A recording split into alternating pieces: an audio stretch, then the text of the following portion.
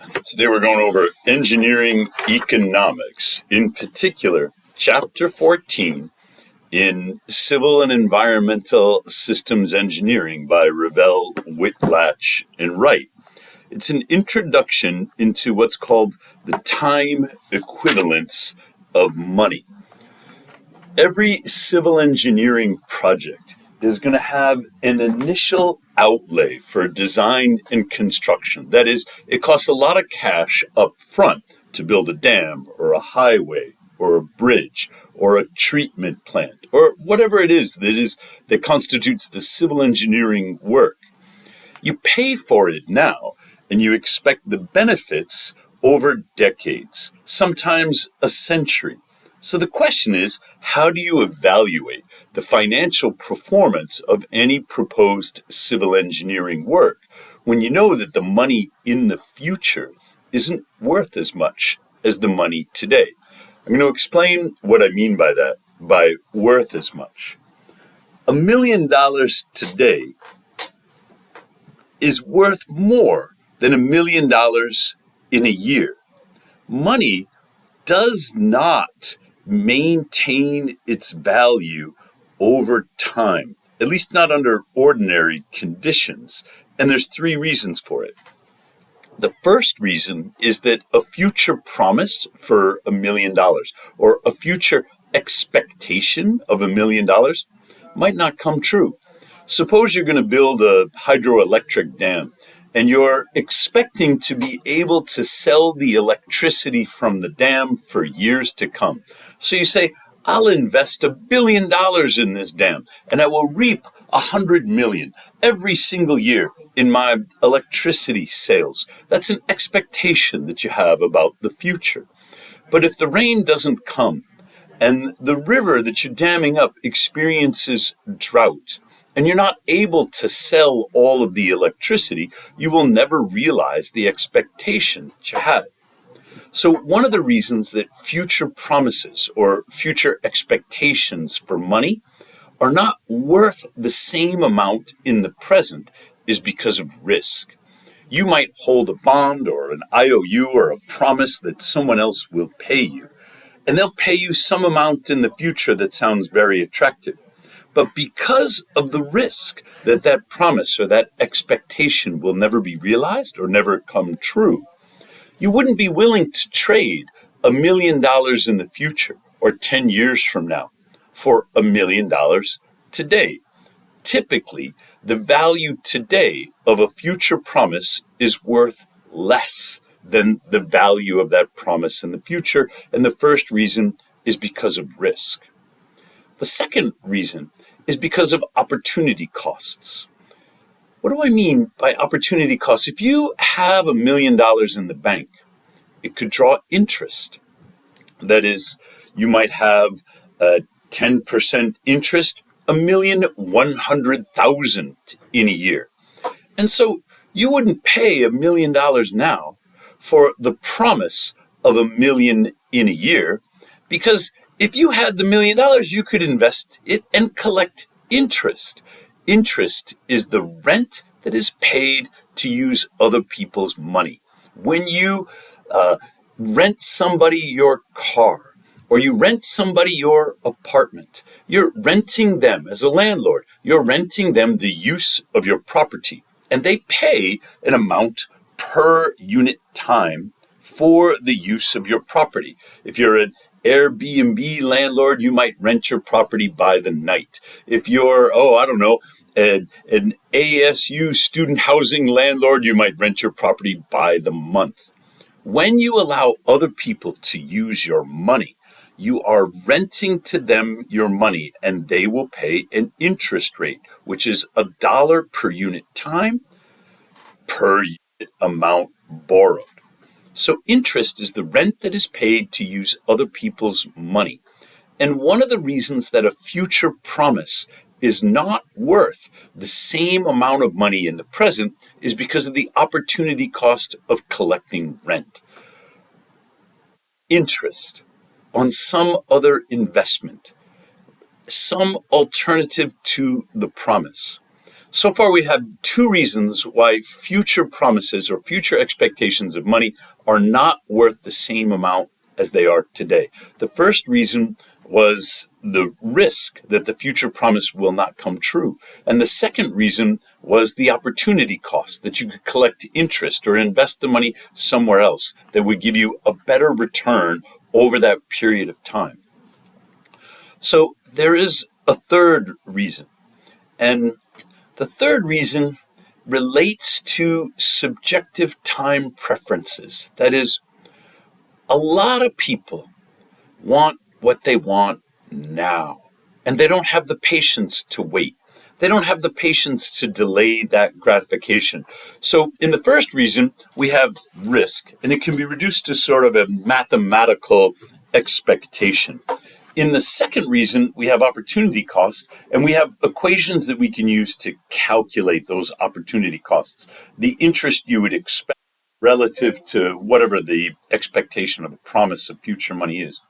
This third one, this sort of subjective time preference, there's really no basis for it in mathematics. There's no equivalence to it. It just means you get to choose.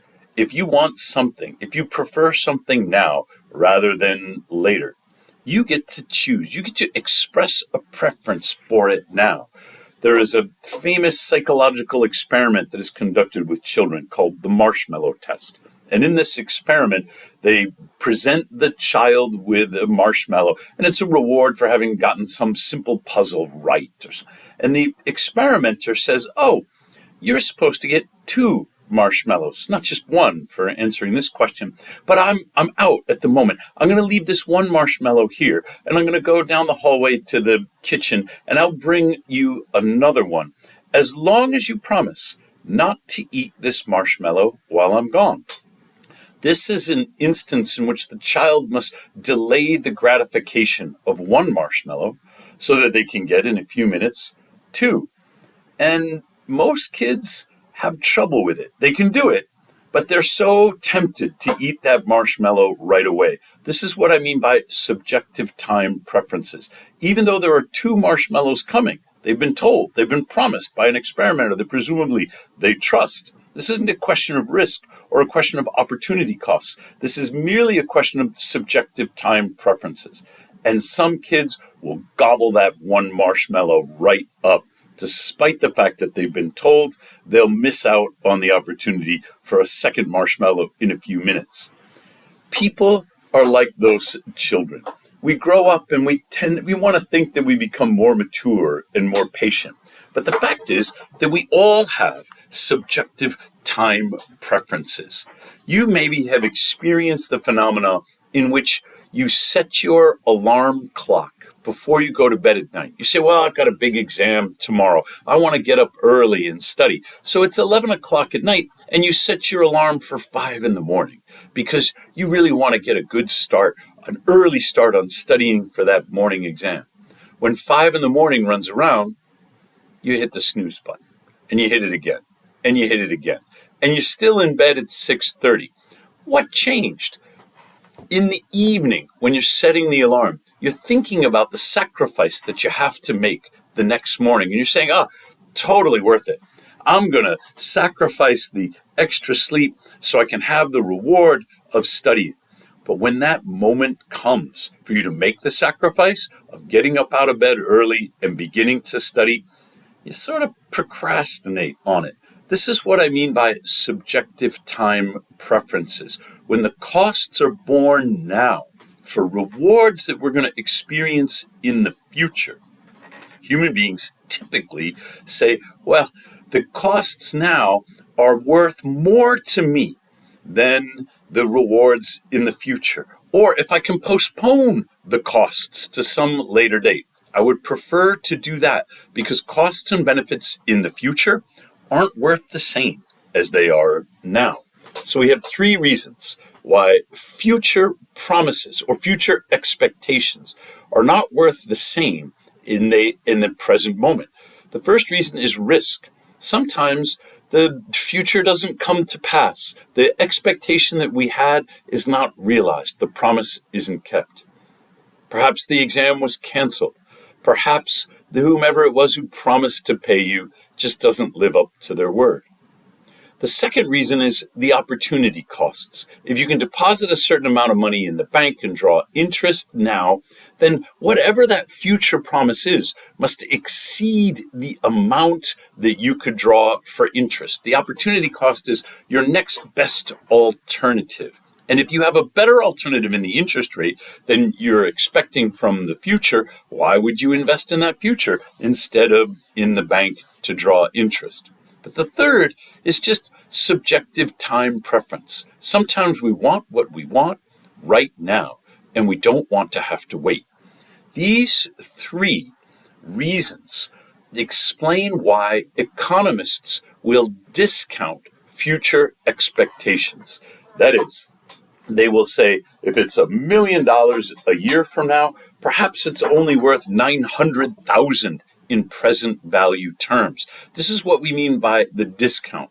When you have the expectation of a future cost or benefit, and you want to express it in present value terms, knowing that the money a year from now is not worth the same as it is now, then you discount that future expectation. You trim it. Could be by 10%, could be by 20%, it could be by 30%. It might depend upon that third level, that sort of subjective time preference. And we haven't even talked about inflation. Generally, inflation is positive. What that means is that one of the reasons we could have a subjective time preference for getting our money now is that we know the money won't be able to buy as much in the future. There's something called the Big Mac Index, and it's mostly for standardizing currency exchange rates. You can say, well, what does a Big Mac cost in Warsaw? What does a Big Mac cost in Buenos Aires? What does a Big Mac cost in New York City? And it's a measure of the cost of living. Once you are able to translate the Big Mac index across pesos or euro or dollars, you get a sense of what the cost of living is like in that city. This is a geographic difference that relates to costs in different countries. And I'm using it as an analogy because we can also track the Big Mac, the cost of a Big Mac over time in US dollars. And we'll get an expression of inflation. How fast do prices go up? That's a measure of how quickly the value, the purchasing power of the dollar is going down. And this consumer price index is one of the ways that this is tracked. The consumer price index includes Big Macs and cars and houses and gasoline and everything else. It's a portfolio of goods that people are expected to pay for. When the consumer price index is going up, then the value of the dollar, the purchasing power of the dollar is going down. Inflation expectations, therefore, they fit into that third subjective expression of time preferences, because we all might have different sort of forecasts of what we think are going to happen with inflation. But another way to think about it is they might fit into opportunity costs. You have the opportunity to trade your dollars right now for goods at today's prices.